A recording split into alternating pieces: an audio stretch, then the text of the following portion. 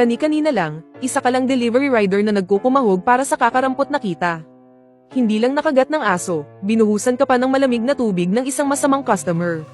Hindi ka na makabayad ng upa kaya pinalayas ka ng landlord mo. Sa isang iglap, isang heavy-duty helicopter ang biglang lumapag sa sementeryo. 12 bodyguard na nakaitimang yumuko sa iyo ng 70 degree at tinawag kang young master. Ang lahat ng ito ay dahil lang sa kabutihan ng iyong loob nang bigyan mo ng kalahating tinapay ang isang matandang pulubi. Sino ba naman ang mag-aakala na isa pala siyang bilyonaryong nagpapanggap na mahirap? Bago siya mamatay, ipinamana niya sa iyo ang lahat ng kanyang yaman. Dahil dito, bigla kang naging isang bilyonaryo. Ngayon, sa ilalim ng tulay, nakaupo ka sa sementadong hagdanan. Sinusubo mo ang malamig na tinapay. Ang tinapay ay hiningi mo sa may-ari ng breakfast stall kaninang umaga. Tira-tira lang sa paninda niya. Itatapon na sana, kaya kinapalan mo ang mukha mo at humingi ng dalawa. Ang tinapay na ito ay matigas at malamig. Sa sobrang tigas, masakit sa lalamunan. Pilit mong nilunok ito. May tubig ulan na tumulo mula sa siwang ng tulay. Dumiretso ito sa batok mo. Napakislat ka sa lamig. Basang-basa na ang iyong delivery uniform. Mahigpit itong nakadikit sa iyong katawan. Ubo, ubo, ubo, may malakas na pag-ubo kang narinig sa tabi mo. Lumingon ka para tingnan. Si Lolo Go ay nakasiksik sa tabi ng poste ng tulay. Nanginginig ang buong katawan niya sa pag-ubo. Ang matanda ay nakasuot ng isang military coat na puno ng tagpi. Tumutulo ang ulan mula sa kanyang maputing buhok. Lolo, hindi ka na naman po ba uminom ng gamot? Kunot noo mong tanong. Iwinagayway ni Lolo Go ang kanyang kamay. Umubo siya ng matagal bago huminahon. Ayos lang ako, luma na tong sakit ko. Tiningnan mo ang kalahating tinapay sa iyong kamay. Tapos tiningnan mo ang nangingitim na labi ng matanda dahil sa lamig. Kaya naman, hindi ka nagdalawang isip na iabot sa kanya ang tinapay.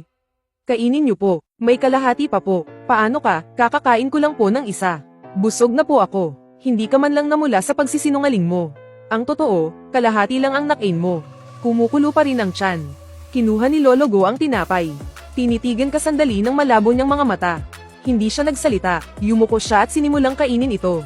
Pagkatapos, tumayo ka, hinubad mo ang suot mong kapote, at direktang ipinatong sa matanda. Lo, isuot niyo po muna to.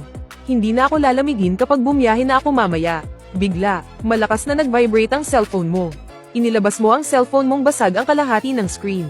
Sunod-sunod na tumunog ang notification ng order. Bagong order, ihahatid sa Cloudcrest Residences, ika-28 palapag. Nakasulat sa remarks, dapat mainit, kapag malamig, fire reject at bibigyan ng bad review. Estimated delivery time, 35 minuto. Cloudcrest Residences, kinabahan ka, yun ang pinakamagarang subdivision sa silangan ng syudad. Matatagalan ka na agad sa pakikipag-usap pa lang sa mga gwardya sa gate. At sa tabi pa ng bayad para sa order, may nakalagay na paalala. Kapag late, buong bayad ang ibabawas. May dagdag pang multa na 50. 3 beses ka nang nakaltasan ngayong buwan. Kapag nakaltasan ka pa ng isa, parang nagtrabaho ka lang ng libre ngayong buwan. Lo, mauna na po ako. Babalikan ko po kayo mamayang gabi. Wala ka nang sinabi pa. Sumakay ka sa e-bike mong nagbabakbak na ang pintura. At pinaihit mo ng todo ang silinyador. Saka direktang sumuong sa malakas na ulan. Ang lakas ng ulan, para kang binubuhusan ng tubig sa ulo. Bahagya mong ipinikit ang mga mata habang sumisingit ka sa mga sasakyan. Pagkakuha mo ng pagkain sa restaurant, tiningnan mo ang oras. 22 minuto na lang ang natitira. Dipit na sa oras, pero kailangang sumugal. Mahigpit mong niyakap ang delivery box. Nag-aalala na baka mapasok ng ulan. Pagkalipas ng 14 na minuto, nakarating na sa yunding penthouse. Sa pangunahing gate ng subdivision, may isang security guard na nakauniforme. Nang makita ang luma mong e-bike, ang ekspresyon sa mukha niya ay parang nakaamoy ng mabaho. Anong kailangan mo? Magde-deliver. 28th floor. Ipinakita mo ang order sa iyong cellphone. Sinuri ka ng guard mula ulo hanggang paa, doon ka sa side gate. Saan po ang side gate? Itinuro ng guard gamit ang kanyang baba sa kanan, umikot ka, mga 500 metro siguro. Nagmamadali mong tiningnan ang oras. 8 minuto na lang ang natitira. Boss, kung sa main gate, 3 minuto lang, nandoon na ako. Nagmamadali po ako. Hindi pwede ang delivery sa main gate. Rules. Ni hindi man lang tumingin ang guard. Nagtiimbagang ka. Tumalikod ka at pinaandar ang e-bike para umikot papunta sa side gate. May construction sa isang bahagi na may harang. Kaya binuhat mo na lang ang motor mo para makatawid. Pagdating sa side gate, hinarang ka na naman ng isa pang guard para mag-logbook. Dahil sa lahat ng abalang ito, diretsong naubos ang 4 na minuto. Patakbo kang pumasok sa gusali. 4 na minuto na lang ang natitira. May nakasabit na, under maintenance, na sign sa service elevator. Wala kang nagawa kundi pindutin ang passenger elevator. Pagbukas pa lang ng pinto, isang babaeng naka-high heels sa loob ng elevator. Ang kumunat ang noo at umatras ng isang hakbang. Bawal sumakay sa passenger elevator ang mga delivery rider. Hindi ka ba marunong magbasa? Sa pader sa tabi, may nakapaskil nga na abiso. 4 na minuto, 28 palapag. Hindi ka na nagatubili. Tumalikod ka at pinwersang buksan ang pinto ng fire exit. Buong lakas kang tumakbo paakyat. Isang palapag, 2 palapag, nayayanig sa dibdib mo ang delivery box. Pumapaso sa braso mo ang singaw ng init mula sa sabaw. Pero hindi ka man lang nang ahas na magpalit ng kamay. 10 palapag, nagsimula ng mang-awit ang mga hita mo. 15 palapag, pinulikat ang binti mo. Pakiramdam mo'y parang may pumipilipit dito gamit ang plies. Sa tindi ng sakit, nanlambot ang mga paa mo. Buong lakas na tumama ang mga tuhod mo sa baitang ng hagdan. Pero hindi ka tumigil. Pilit kang bumangon. Paika-ikang nagpatuloy ka sa pag-akyat. 26 na palapag. Para kang may apoy sa loob ng iyong baga. Bawat paghinga mo'y may lasang kalawang sa lalamunan. 28 palapag. Sinipa mo ang pinto para bumukas. Halos gamulong at gumapang kang bumagsak sa carpet ng pasilyo. Sinulyapan mo ang iyong cellphone. 1 minuto at 3 segundo na lang ang natitira. Nagpumilit kang tumayo. Nindot mo ang doorbell ng 2801. Ding dong. Agad na narinig mula sa loob ang inip na reklamo ng isang lalaki. Sa wakas, dumating ka rin. 1 siglo na yata akong naghihintay. Sinundan ito ng malanding tawa ng isang babae. Huwag ka nang mainis, Kuya Kai. Huwag ka nang mainis, Kuya Kai. Paluhurin mo na lang siyang mag-sorry mamaya, di ba? Alternasyon. Namuti ang mga buko ng daliri mo sa higpit ng pagkakahawak sa supot ng pagkain. Huminga ka ng malalim. Pilit mong kinalma ang sarili. Para sa sahod ngayong buwan. Kailangang magtiis. Isang click ang narinig mula sa seradura. Bahagyang bumukas ang pinto, ngunit, ang sumugod palabas ay hindi tao. Isang asong dogo na hanggang baywang ang taas ang pilit na lumabas mula sa siwang. Nakanganga ito, kitang-kita ang hanay ng matutulis na pangil. Ang 2 mabangis nitong mata ay diretso at masamang nakatitig sa'yo. Biglang nanliit ang iyong mga mata. At kasunod noon, nag-ipon ng puwersa ang aso sa mga hulihang binti nito. Ang katawan nitong mahigit 35 kilo ay parang bala ng kanyong tumalsik paangat. Diretso sa mukha mo, muntik ka nang tamaan ng mga pangil nito sa mukha. Agad kang umilag, ginamit mong panangga sa iyong dibdib ang dala mong pagkain. Sumablay ang salakay ng Dogo Argentino. Paglapag nito, agad itong umikot para humarap sa iyo. Ang pangalawang kagat nito ay buong puwersang bumaon sa kaliwang binti mo. Agad na tumagos ang mga ngipin nito sa tela ng pantalon mo. At bumaon sa iyong laman. Napaungol ka sa sakit. Isang matinding kirot ang biglang sumabog mula sa iyong binti. Walang tigil ang pag-agos ng dugo mula sa sugat. Sa isang iglap, namantsahan ng carpet. Hindi binitawan ng Dogo Argentino ang pagkagat nito. Walang tigil nitong iwinawasiwas ang ulo. Determinado talagang sirain ang binti mo. Mahigpit mong pinoprotektahan ang delivery box gamit ang isang kamay. Ang isa mo namang kamay ay handa sanang paluin ng aso. Pero pilit mong pinigilan ang sarili mo. Kapag nasaktan mo ang aso ng customer, siguradong ibaban agad ng platform ang account mo. Nagtiimbagang ka. Tanging tuhod mo na lang ang ginamit mo para idiin sa ulo ng Dogo Argentino. Buong lakas mo siyang itinutulak palayo. Hahaha. Isang nakakabinging halakhak ang narinig mula sa pinto. Nakasuot ng silk na bathrobe si Zhao Kai. Dahan-dahan siyang sumandal sa hambo ng pinto. Para siyang nanonood ng isang nakakatawang palabas. Sa likod niya, isang babaeng makapalang makeup ang may hawak ng cellphone at kumukuha ng video. Kai, ang tawa ko dito sa delivery boy. Para siyang payaso. Sumigaw si Zhao Kai, Tiger. Halika rito. Doon lang binitawan ng Dogo Argentino ang pagkagat sa iyo. At tumakbo pabalik sa paanan ni Zhao Kai. Nag-iwan ito ng malalalim na marka ng kagat sa kaliwang binti mo. Tagos sa buto ang kirot. Basang-basa na ang tela ng pantalon mo. Tiniis mo ang matinding sakit at tumayo ng tuwid. Iniabot mo ang delivery. Ang order niyo po. Aki, hindi mo pa natatapos ang iyong sasabihin. Biglang itinaas ni Zhao Kai ang kanyang paa. At sinipa ang ilalim ng paper bag. Sumabog ito at nagkalat ang laman. Tumapon ang mga food container. Ang kumukulong tomato soup ay tumalsik sa buong mukha mo. Mahapdi at nakakapaso ang pakiramdam. Kadiri, kumunat ang noo ni Zhao Kai. At umatras siya ng isang hakbang. Pinunasan mo ang sabaw sa iyong mukha. Itinuro mo ang iyong sugatang binti. Kinagat ako ng aso mo. Kailangan mong bayaran ang pagpapagamot ko. Sumulyap si Zhao Kai sa ibaba. Ngunit ang tingin niya ay napunta sa malaking mantsa sa carpet sa pasilyo. Puno ng pandidiri ang kanyang ekspresyon. Tingnan mo ang ginawa mo sa carpet ko. Sabi ni Zhao Kai habang nakaturo sa carpet. Persian handmade carpet to.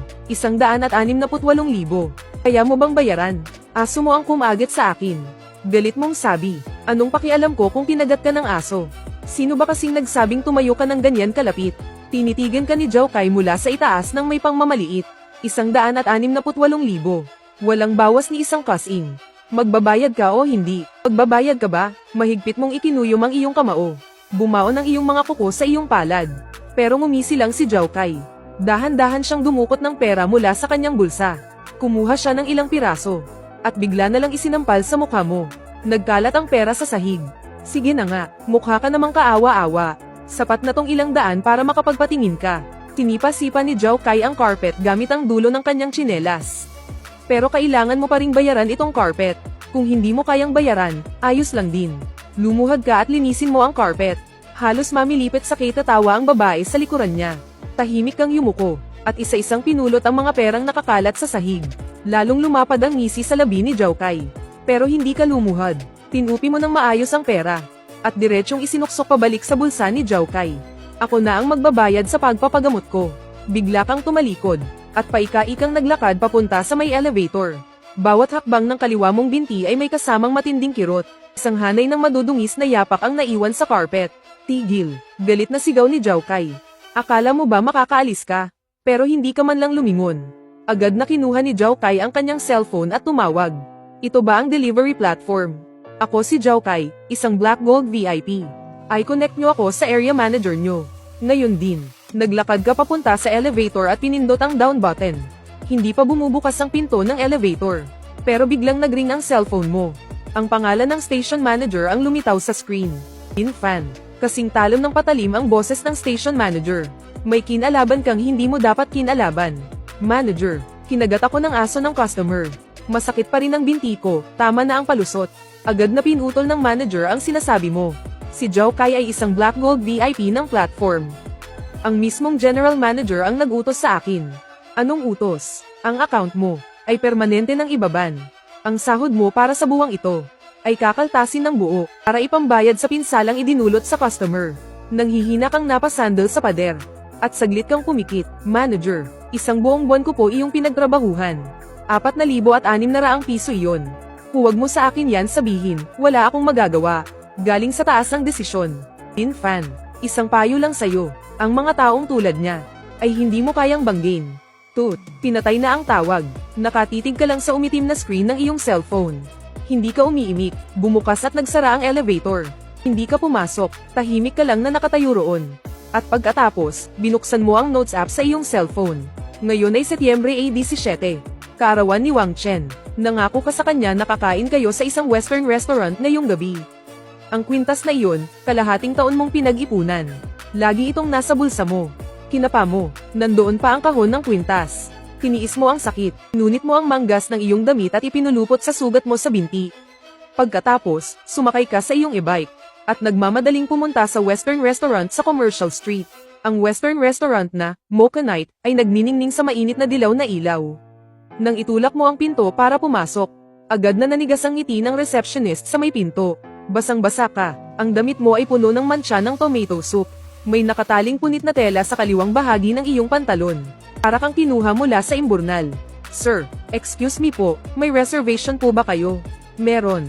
Alas 7:30, sa pangalang Wang Chen. Dinala ka ng receptionist sa loob. Habang dumadaan ka sa ilang mesa ng mga customer, ay narinig kang masasakit na bulungan sa paligid. Nagpanggap kang hindi mo narinig. Pagkatapos, lumiko ka sa isang harang.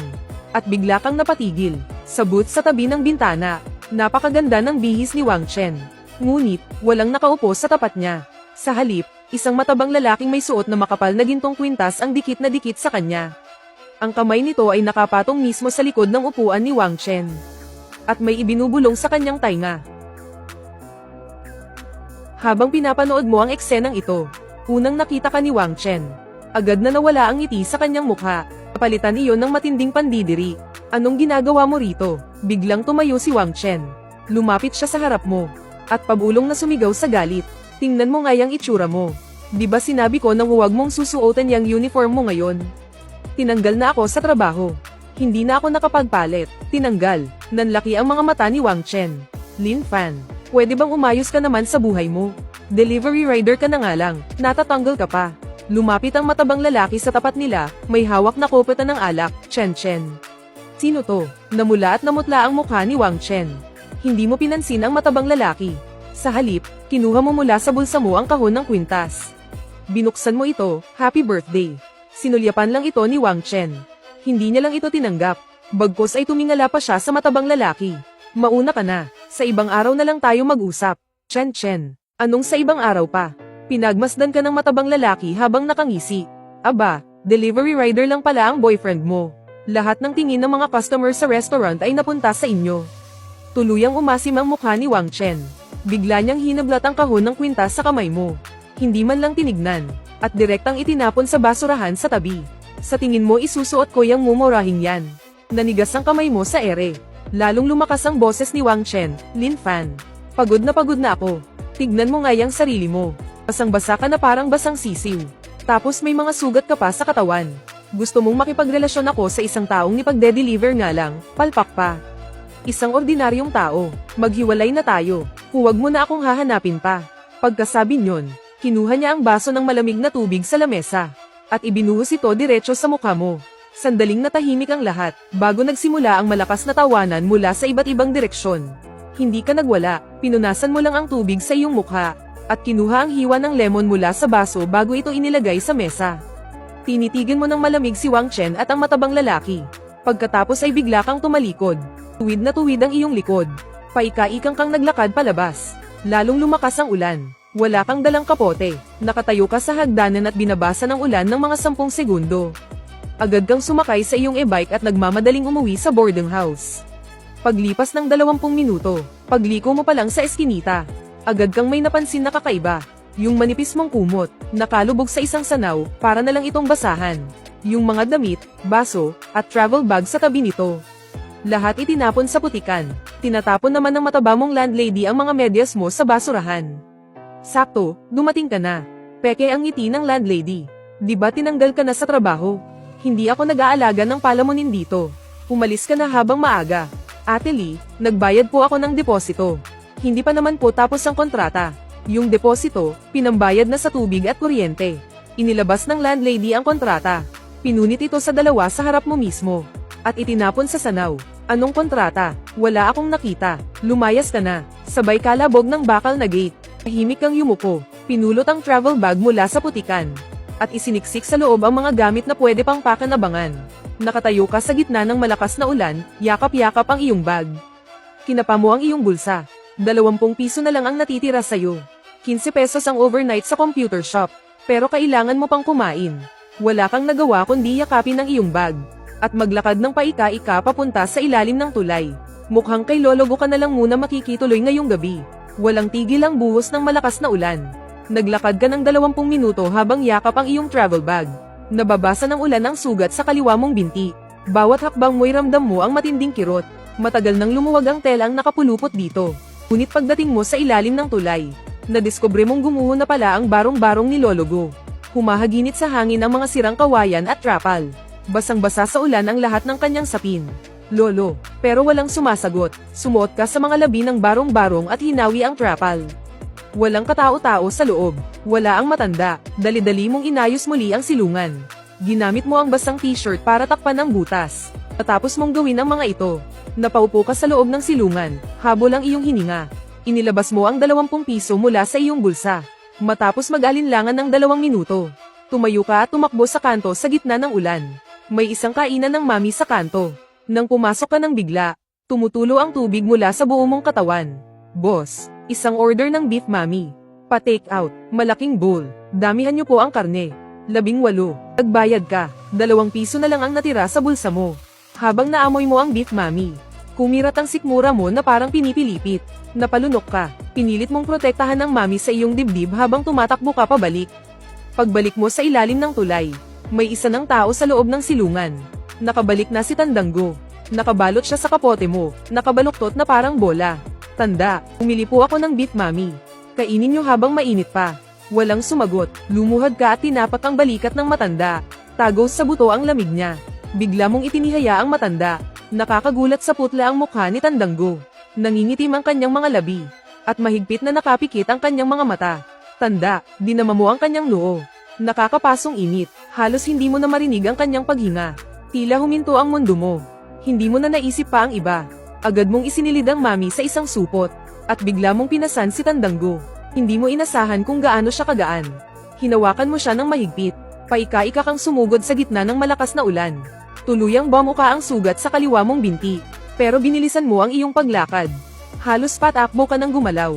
3 kanto ang layo. Sa kalagitnaan, malakas kang bumagsak.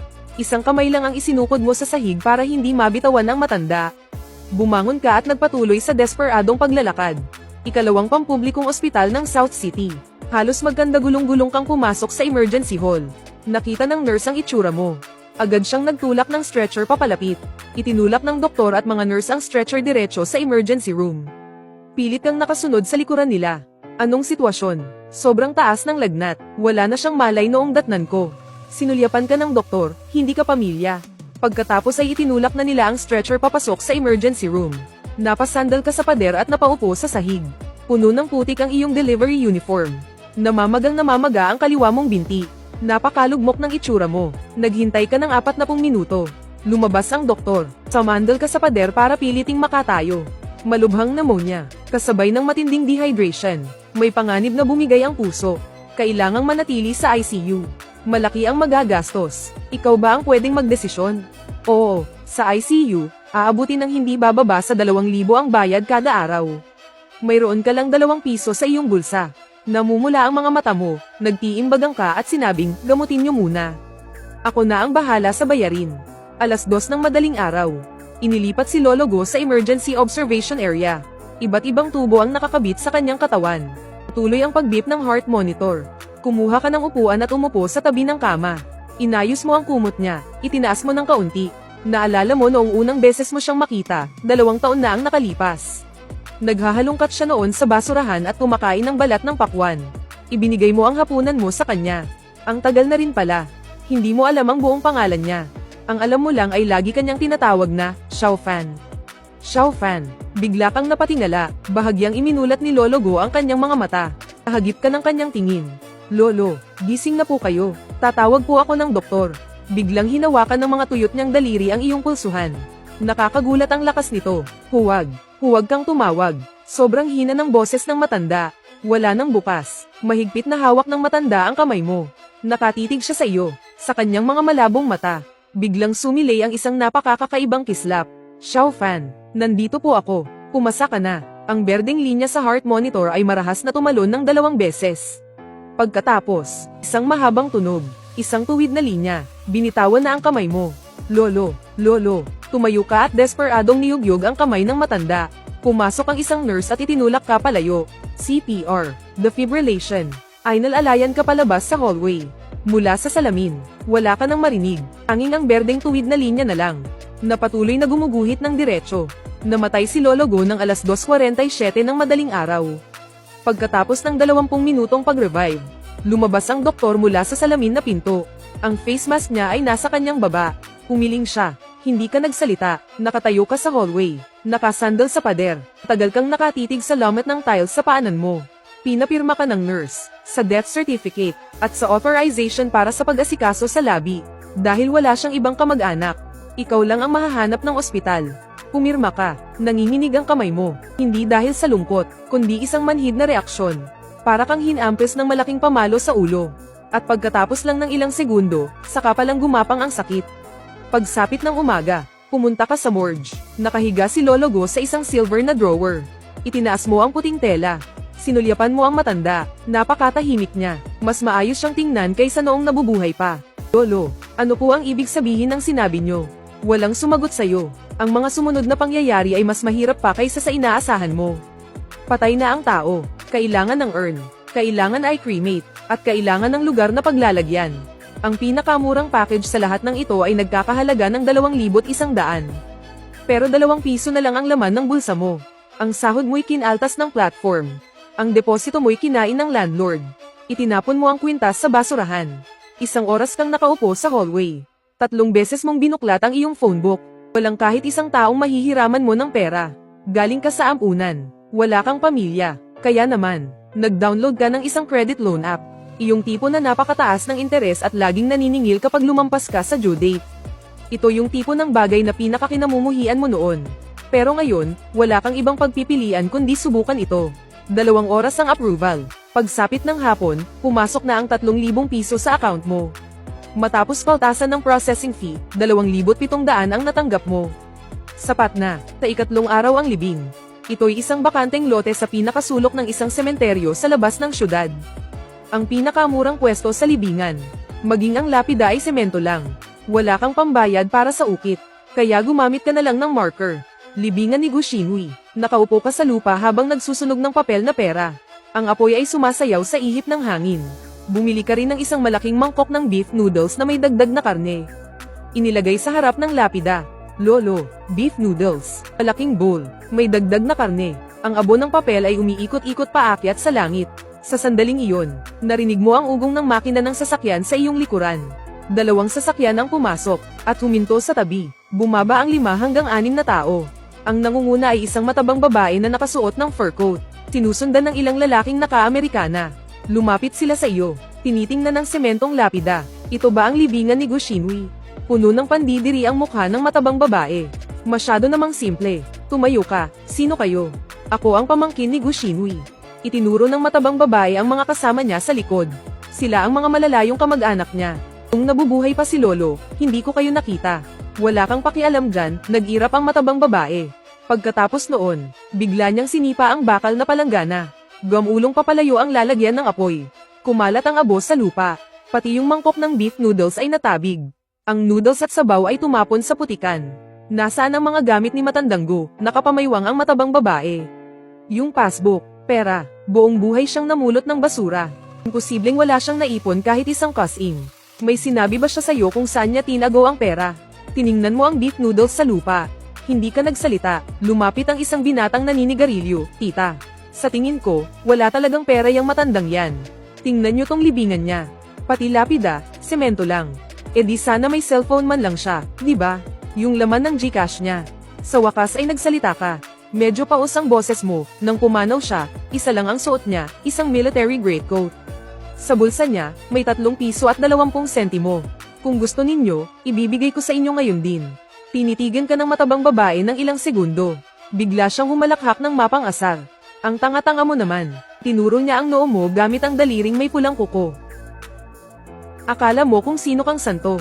Iniisip mo bang may mapapala ka sa pag-aalaga sa kanya? Nagsitawanan din ng ilang lalaki sa tabi. Tumahimik kayo, sabi mo. Anong sinasabi mo? Sabi ko, tumahimik kayo. Humarap ka, at tinitigan sila ng masama. Ni hindi nga kayo umattend ng burol. Tapos ngayon, nandito kayo para halongkatin ang bulsa ng patay. Kung may natitira pa kayong kahit kititing na respeto, ayusin nyo yung sinipa ninyong sinindihang lalagyan. At magbigay galang kayo sa matanda. Kung wala, agad na namula ang mukha ng matabang babae. HMP, dumura siya sa lupa. Kawawa talaga ang mga mahihirap. Tapos mag-aastang asal ka pa sa akin. Sino ka ba sa akala mo? Isang delivery boy, may ganang turuan ako kung anong gagawin ko. Tumalikod siya at naglakad palayo. Halos madapa siya nang bumaon ng paa niya sa putik. Tara na, tara na. Ang malas-malas naman dito. Dumaan sa tabi mo ang isang binata. Ipinitik niya ang upos ng sigarilyo. Kawawa talaga ang mga mahihirap. Sayang lang ang pag-aalaga mo. Haha, nag-iwan ng makapal na alikabok ang convoy ng mga sasakyan. Habang palayo sila ng mayabang. Dumilim na, walang ilaw sa sementeryo. Tanging ang andap-andap na liwanag mula sa mga kandila sa puntod ang natira. Hindi ka umalis. Itinayo mo ang lalagyan ng sunog na mga papel. At muling nagsunog ng mga papel na pang-alay. Kinuha mo ang huling 2 piso mula sa iyong bulsa. At inilagay ito sa harap ng puntod. Lolo, ito na lang po ang natira sa akin. Inilabas mo ang alak na nagkakahalaga ng 4 na piso at 50 sentimo. Nagpatak ka ng kaunti sa lupa. Bago ka lumagok ng malaki. Pumasa ka, bulong mo. Hindi ko maintindihan ang huling sinabi ng matanda bago siya mamatay. Bigla, humihip ang hangin. Isang malakas na hangin ang yumanig sa mga puno ng cypress, halos matamba na ang mga ito. Sunod nito, sa kakahuyan sa labas ng sementeryo. Ilaw ang sunod-sunod na nakakasilaw na ilaw ng sasakyan. Boom! Isang malakas na ugong ang narinig mula sa itaas. Isang itim na heavy-duty helicopter. Ang dahan-daang lumapag sa isang bakanteng lote, 50 metros ang layo sayo. Agad na bumukas ang pinto ng cabin. 12 bodyguard na nakaitim ang sunod-sunod na lumabas. Hamanay sila sa dalawang linya. At dirdiretsong naglakad palapit sayo. Ang una mong naisip ay, dumating na ang mga maniningil ng utang. Tinampot mo ang bote ng alak sa tabi mo. Bumangon ka mula sa lupa. Umatras ka ng bahagya at sumandal sa lapida. Huwag kayong lalapit. Hindi gumalaw ang mga bodyguard. Isang lalaking nasa 50 anyos ang lumabas mula sa gitna ng grupo. Naka-Amerikana at sapatos na balat. May dalang briefcase na may metal clasp. Lumapit siya sa'yo, mga 3 metro ang layo. At huminto. Pagkatapos ay yumuko siya. Isang malalim na 70 digring pagyuko. Senyor Itolin. Ang 10 bodyguard sa likod niya ay sabay-sabay at magalang ding yumuko. Magandang araw po, Senyor Itolin. Hindi mo binitawan ang bote ng alak. Sino kayo? Itinuwid ng lalaki ang kanyang katawan. Gamit ang 2 kamay, iniabot niya ang kanyang business card. Ako po si Zhang Shanguan. Ang personal na legal counsel ni Mr. Go noong nabubuhay pa siya. At ako rin po ang executive lawyer ng Gu Family Trust. Mr. Gu, tiningnan mo ang business card. Sinong Mr. Gu? Si Mr. Gu Shinwi po. Siya po yung lolo Go na palagi ninyong inaalagaan. Tumingin si Attorney Zhang sa sementadong lapida. Namulan ng bahagya ang kanyang mga mata. Binitawan mo ang bote ng alak. Pero nanatili kang mapagmatsyag, isang scavenger si Lolo. Nagkakamali kayo ng tao. Hindi po kami nagkakamali. Binuksan ni Attorney Zhang ang kanyang briefcase. At naglabas ng isang salansan ng mga dokumentong may pulang selyo. Si Mr. Gu Shinwi ay ang tagapagtatag ng Gu's Property Group dito sa syudad. Ang kabuuang halaga ng personal na ari-arian sa loob at labas ng bansa ay 11 bilyon at 700 milyong yuan. Hindi ka nakapagsalita, tila biglang tumigil ang pag-iisip mo. 11 bilyon at 700 milyon. At si Tatang Go na isang pulubi. Hindi talaga magkatugma ang dalawang iyon. Dahan-daang nagsalita si Attorney Zhang. 3 taon na ang nakalipas nang mag-anunsyo si Mr. Go na magre-retiro na siya. Gumawa siya ng isang desisyon. Ang mamuhay ng tago sa ilalim ng tulay bilang isang matandang pulubi. Para maghanap ng isang tao. Isang taong karapat-dapat pagbigyan ng lahat ng kanyang pinaghirapan sa buong buhay niya. Nabutan kanya ng isang sulat kamay na dokumento. Itong batang si Fan lang.